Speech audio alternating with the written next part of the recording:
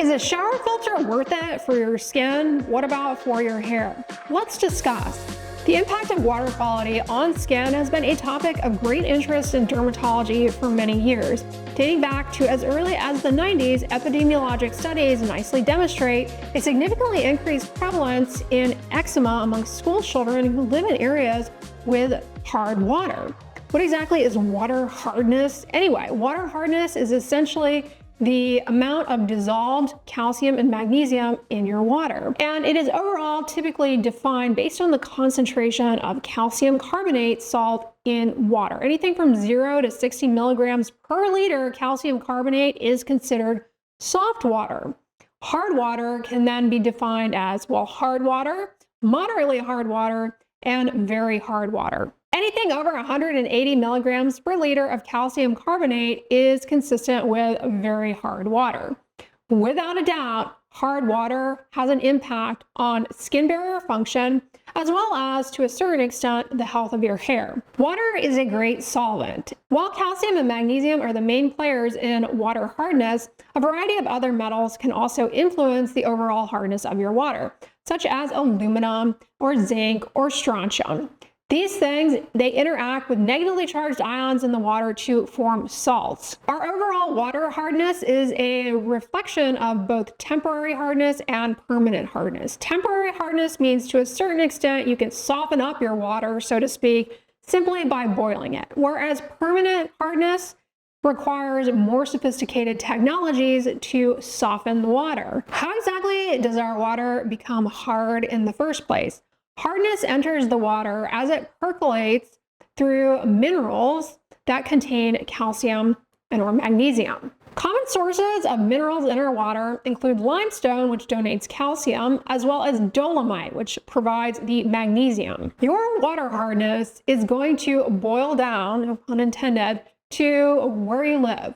It varies quite a bit geographically. Even within the city you live, different parts of a city may have different relative hardness levels. Where exactly is the problem here, though, with hard water and its impact on the skin? There are quite a few ways in which having hard water can take a toll on your skin.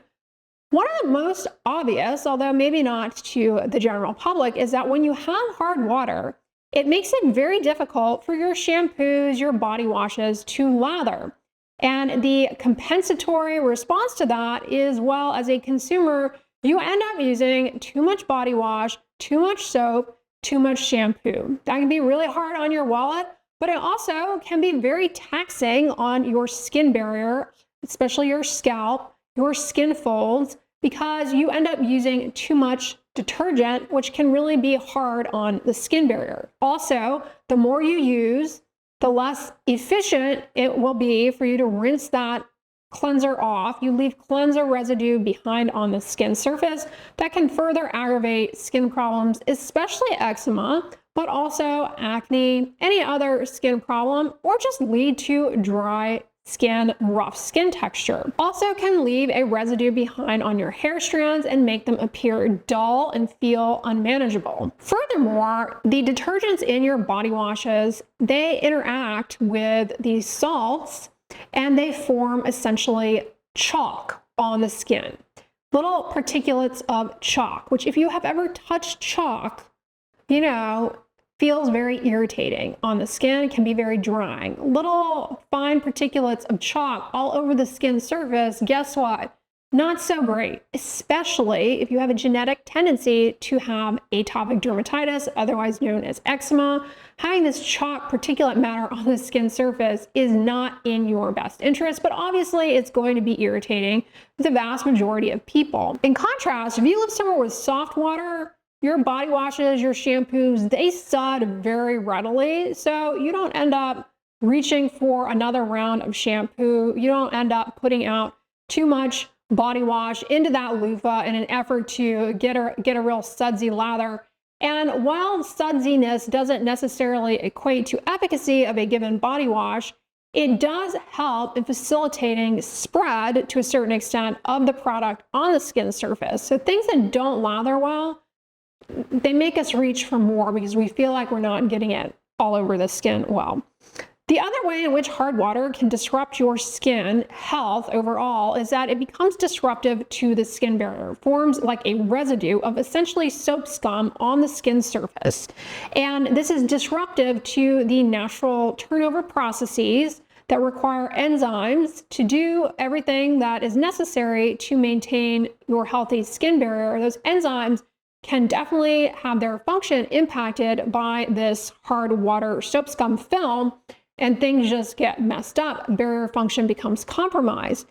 Now, it's even more of a problem if you have an underlying skin condition such as atopic dermatitis, rosacea, acne, where there is at baseline a problem with your skin barrier already. The last thing you need is a soap scum film on your skin surface, further aggravating your barrier function. But really anyone, regardless of your background skin health, can be impacted negatively by hard water. And with the impairment in barrier function, what that lends itself to is not only what's called an increase in transepidermal water loss, meaning the exodus of water out of your skin, dry skin, further leading to more impaired barrier function, but you also have enhanced penetration of irritating substances, things that otherwise would not bother you. Suddenly, your skin is a lot more sensitive to, whether that be fragrances in your body wash or certain preservatives. Things just, the skin just doesn't tolerate them. Maybe certain fabrics become even more likely to irritate your skin. And a lot of times in these situations, especially, people chalk it up, no pun intended, to maybe their laundry detergent, when in reality, it's a bigger picture issue related to the hardness of the water that can leave that barrier film issue behind. Now, the other problem here is that not only do you have enhanced penetration of irritants, but also potential allergens. And with that also comes a more favorable situation for pathogenic strains of Staphylococcus aureus to colonize the skin surface.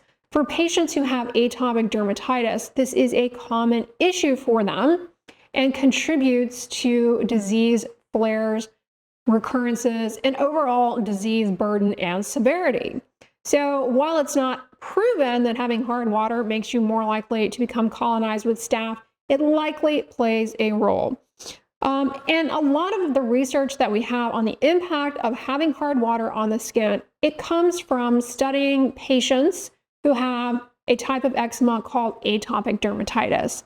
But knowing what we know about that condition and the similarity of that condition with other skin conditions, in that there is an inherent barrier issue, one might further extrapolate to assume that hard water can likewise take a toll for other skin conditions, such as acne, such as rosacea. At the end of the day, it is clear that having hard water can certainly leave your skin feeling dry, being more prone to itch and irritation, which is not pleasant for anyone. What about for your hair specifically? Hard water can have an impact on your hair in a variety of ways. First of all, the health of your scalp. Your scalp, remember, it's skin.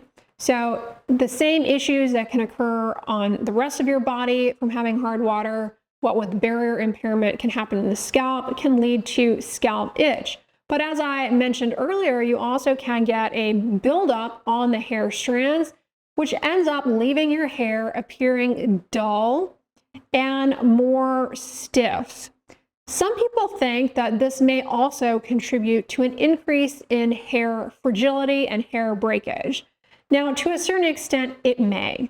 Some studies suggest that having hard water has no actual true impact on the tensile strength of the hair strands, whereas some other studies dig a little bit deeper and demonstrate that for people who are shampooing their scalp, their hair, in hard water, if they switch to distilled water, there is a significant improvement in the overall tensile strength. Now, I'm not telling you to run out and start buying distilled water to wash your hair with. That is a bit extreme. But I wanted to bring your attention to that to further lend support to the idea that having hard water is definitely no easy task on your hair. At any rate, if you are someone who color treats your hair, having hard water will fade the color treatment much faster.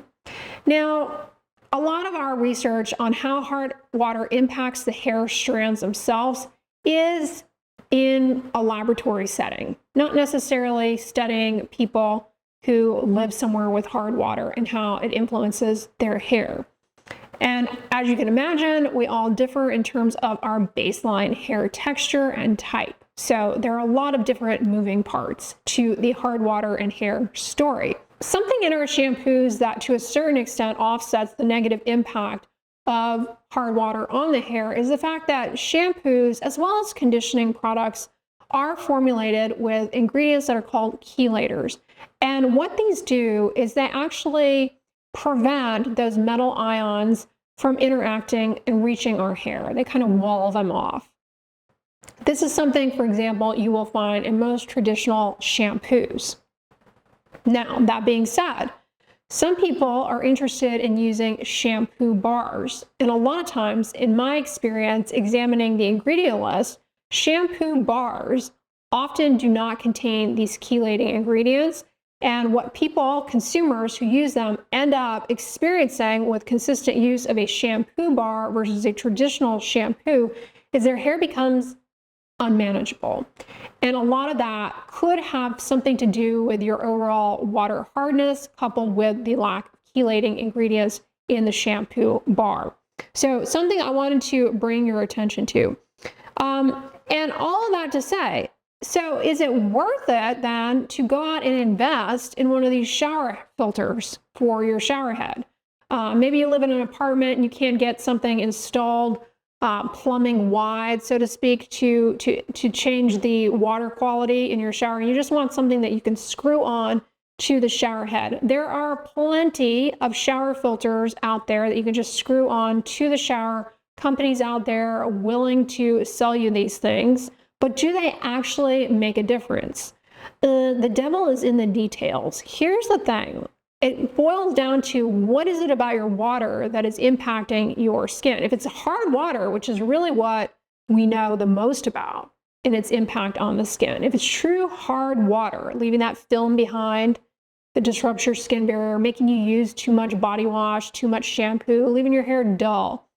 Shower filters, they do not soften the water. They don't.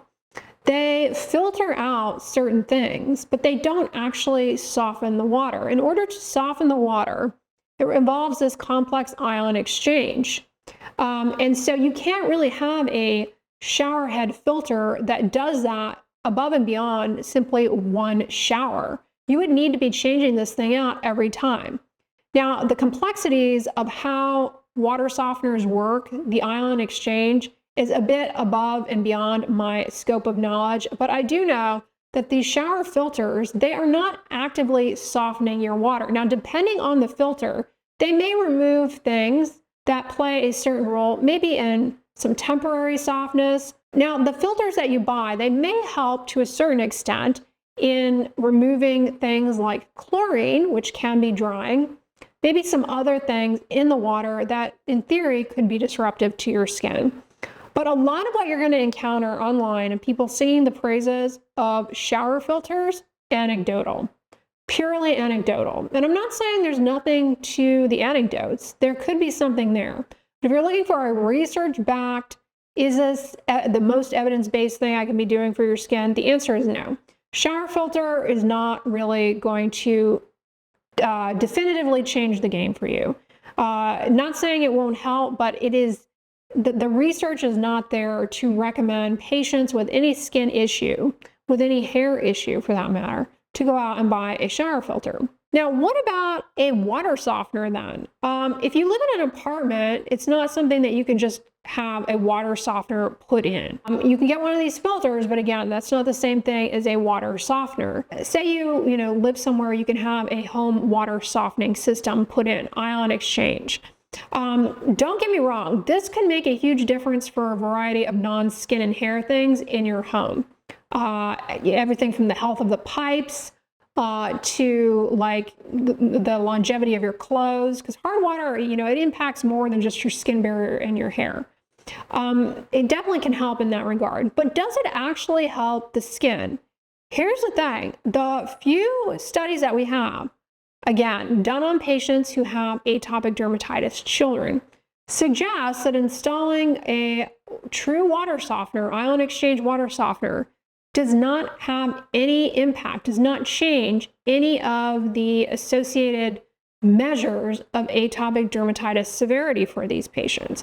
Now, the study that we have looking at the water softener, admittedly, it's not perfect. It's actually very good. It's well powered, and it is blinded to a certain extent.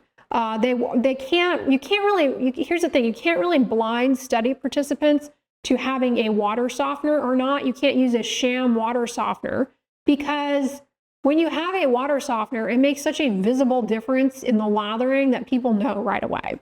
So that's kind of not valid to have a sham water softener. But what you can do is blind the researchers, and so that's what they did in this study. But also, the other thing is they didn't really look for a very long period of time. So it's really hard to say if there's going to be a long-term difference given the length of the study. Long-term, maybe it could make a difference. The other thing about the study is it was looking at people with already established atopic dermatitis. Whether or not it could influence prevention of flares of atopic dermatitis was not really well clarified in that study. Furthermore, they did not quantify how much shampoo, how much body wash participants used before and during the intervention.